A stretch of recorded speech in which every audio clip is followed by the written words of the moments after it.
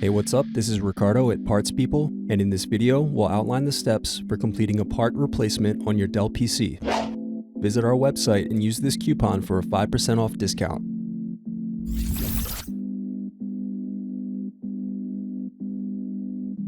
Slide tabs outward to unlock and remove battery.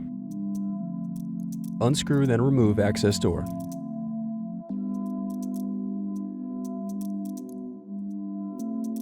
Disconnect wireless card.